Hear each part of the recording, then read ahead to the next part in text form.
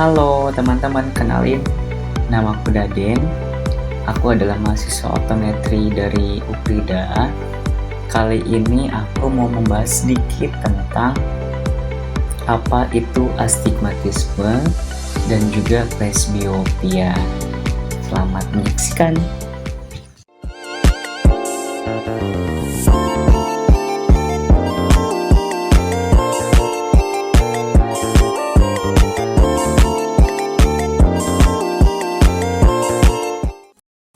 Teman-teman tahu nggak?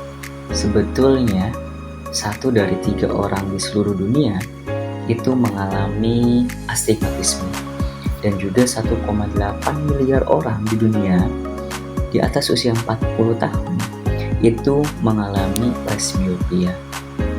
Dan banyak yang tidak sadar sebetulnya keduanya terkadang itu beriringan jalannya. Mengejutkan sekali, bukan? Nah, sebetulnya apa sih itu presbiopia?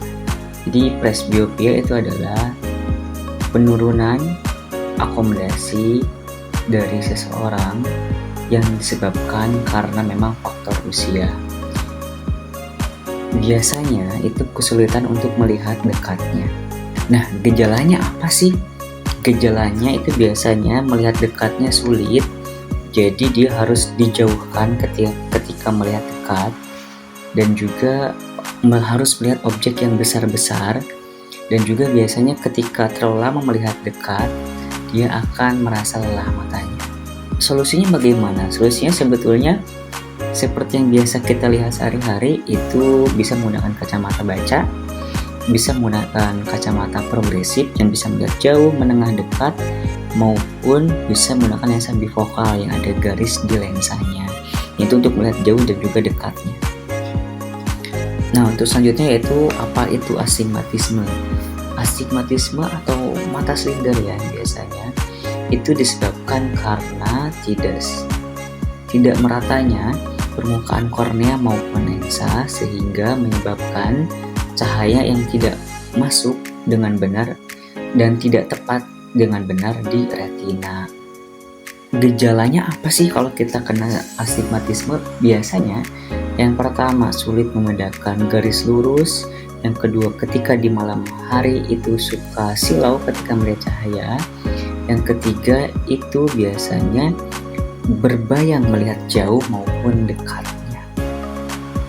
Penyebabnya apa sih untuk astigmat ini? Yaitu biasanya yang pertama, permukaan kornea yang tidak bulat atau oval ya. Yang kedua itu biasanya karena faktor genetik ya gitu.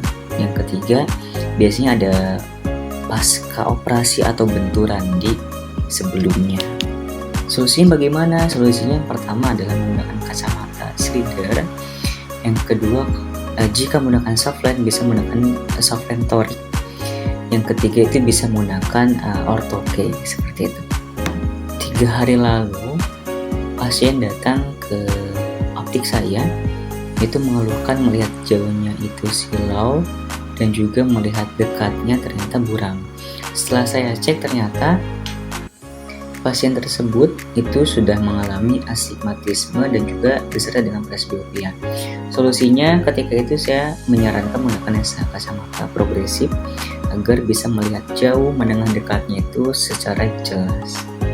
Singkatnya pun, kalau kita merasakan melihat jauhnya berbayang, melihat jauhnya silau ketika melihat sinar, ditambah apalagi melihat dekatnya itu sudah buram dengan catatan di atas 40 tahun, itu biasanya tuh adanya astigmat atau silinder disertai dengan presbiopia atau adanya lensa plus gitu.